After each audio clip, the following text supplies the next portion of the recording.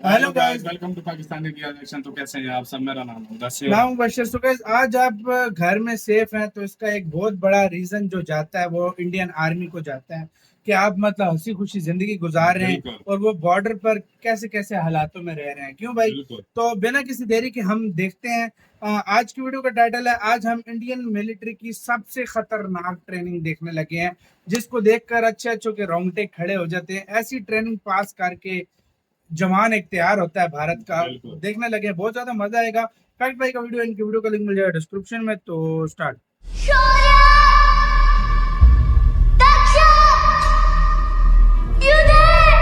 पानी की तरह बहता पसीना, बदन का हर पुर्जा रुक जाने को तैयार और आंखों के आगे सिर्फ अंधेरा। ऐसी हालत में आप एक कदम भी बढ़ाना नहीं चाहोगे, है ना? पर भारत की एक फोर्स हर दिन इतने सब के बावजूद 100 किलोमीटर भागती है। हेलो भाई लोग, मैं हूँ फैक्ट भाई और आज आपका ऑफिस सफर, जहाँ कहीं से भी फैक्ट भाई का वीडियो चैन से देख रहे हैं, उसकी वजह है सरहद और देश के लिए जान लुटाने वाले जवान, जिनकी हिम्मत ही नहीं, शरीर भी फौलाद का होता है। लेकिन अपने शरीर को फौलादी हथियार बनाने के लिए हमारे जवान किस हद तक जाते हैं जो हम सोच भी नहीं सकते।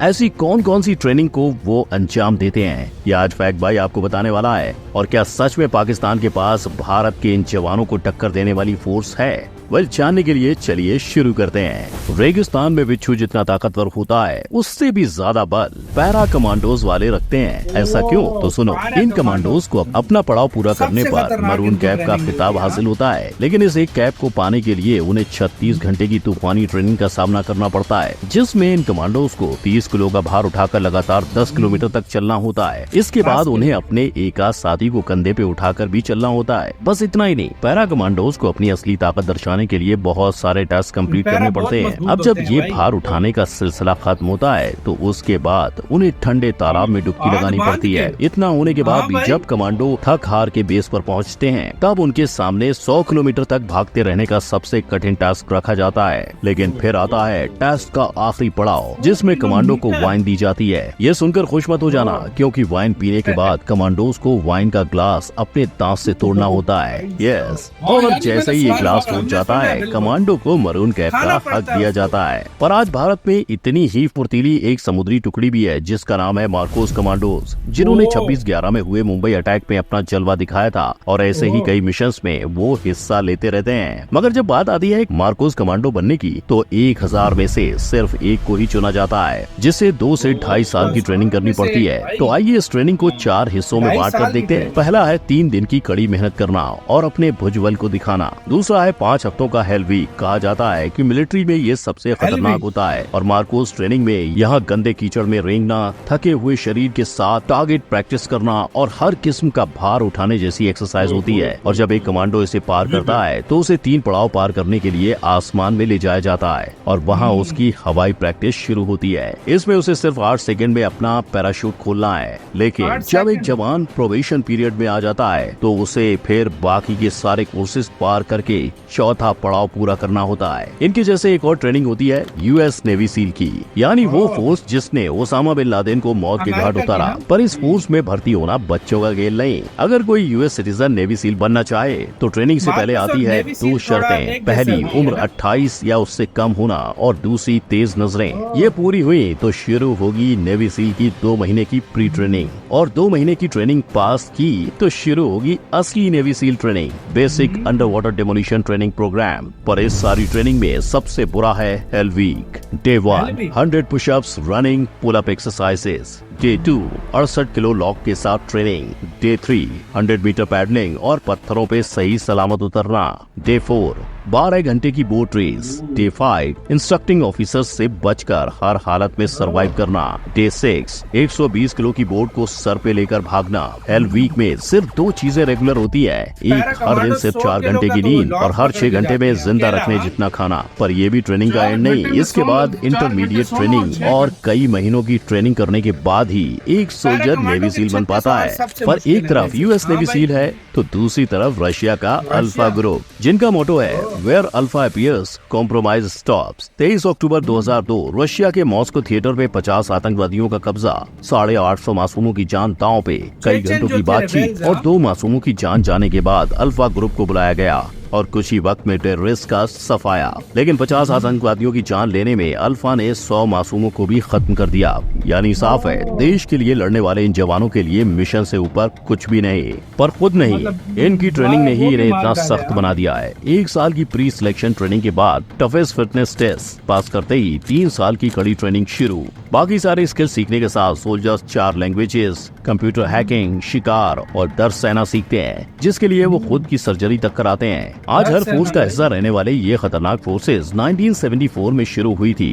पर ये इतनी खुफिया थी कि खुद इस देश के लोगों को इसके बारे में ना के बराबर पता था। मगर भाई लोग, हम बात सबसे खतरनाक ट्रेनिंग की कर रहे हैं, तो गरुड़ कमांडोज को कैसे बुला सकते हैं? यहाँ कमांडो अपनी ट्रेनिंग के लिए 3 साल मेहनत करते हैं, जो पूरी इंडियन फोर्स की ट्रेनिंग का सबसे लंबा पीरियड है। और इस दौरान कम से कम 50% लोग इसे बीच में ही छोड़ देते हैं, और जो लोग बच जाते हैं उनके सामने 3 महीने की मानसिक और शारीरिक ट्रेनिंग रखी जाती है। और जब वो इसे पूरा करते हैं, तब गरुड़ कमांडोज को पैरामिलिट्री के साथ मिशन पर भेजा जाता है। यहाँ वो रियल लाइफ कंडीशंस का अनुभव लेते हैं। इसके अलावा जब उनकी ट्रेनिंग नहीं होती है, तब वो वायु एयरफील्ड की सुरक्षा में लग जाते हैं। लेकिन फिर भी अगर आपको इंडियन एयरफोर्स के डेडिकेशन के बारे में जानना है, तो जानो योगेश यादव के बारे में। जब योगेश अपनी ट्रेनिंग पूरी कर रहे थे, तो तकनीकी खराबी के कारण उनका प्लेन क्रैश हो गया था और उन्हें कमर के नीचे पैरालिसिस का सामना करना पड़ा था। पर इसके बावजूद उन्होंने अपनी ट्रेनिंग जारी रखी और उसे पूरा भी किया। यानी सच में भारत के जवान कुछ भी कर गुजरने को तैयार हैं। और ऐसा ही डेडिकेशन स्पेशल प्रोटेक्शन ग्रुप भी दिखाते हैं, जहां वो दिन रात हमारे प्रधानमंत्री की रक्षा में खड़े होते हैं। मगर उनकी ट्रेनिंग शुरू होती है नेशनल सिक्योरिटी गार्ड से,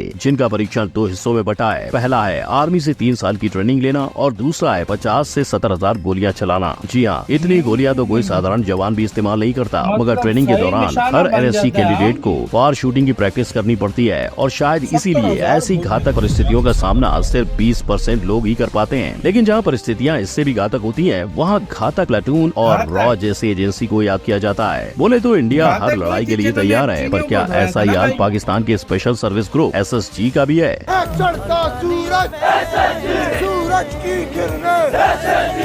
ये नारे लगाते देख इन्हें शायद ही आप पाकिस्तान की डेडलीस्ट फोर्स कहो, पर लोग इनका मुकाबला इंडिया के मार्कोस और पैरा कमांडो से करते हैं। लेकिन उनके 100% में से सिर्फ 5% की ट्रेनिंग पूरी कर पाने का फैक्ट इतना सच्चा और झूठा है। वेल, एक SSG ऑफिसर बनने के लिए सबसे पहले चाहिए 2 साल का मिलिट्री एक्सपीरियंस, और अगर आपके पास ये है, तभी आप 9 महीने का SSG कोर्स ज्वाइन कर सकते हो, जहाँ hand to hand combat, physical fitness और मेंटल एटीट्यूड ट्रेनिंग होगी, जिससे वो आगे जाकर special operations, counter terrorism, unconventional warfare को अंजाम दे सके। हालांकि ट्रेनिंग की डिटेल में बात करें तो इनके दिन की शुरुआत सुबह 5 बजे उठकर PT से शुरू होती है, जिसके बाद 6 से 7 kilometre running, lock training, boat lifting जैसी एक्सरसाइज के बाद ये समंदर में 20 किलोमीटर स्विमिंग ट्रेनिंग करते हैं। पर ट्रेनिंग में फलों के अलावा मछली, केकड़ा, मुर्गी, इन्हें जो खाने को मिले वो खाकर ये सर्वाइव करते हैं। इसके अलावा ट्रेनिंग के दौरान वो कई स्पेशलाइज्ड ट्रेनिंग पूरी करते हैं। अब ऐसी मुश्किल ट्रेनिंग के बाद इनकी ताकत का अंदाजा तो आपको हो गया होगा, पर जितनी सच्ची इनकी पावर है, उतना ही सच ये बात भी है कि आज तक जब भी इनका और इंडिया के फोर्स का सामना हुआ है, इनकी हारी हुई है। तो फैक्ट भाई ने आपको इंडिया ही नहीं, US से लेकर रशिया और पाकिस्तान तक के डेडलीस्ट मिलिट्री फोर्सेस की क्रेजीएस्ट मिलिट्री ट्रेनिंग एक्सरसाइजेस के बारे में बता दिया। और अब बारी आप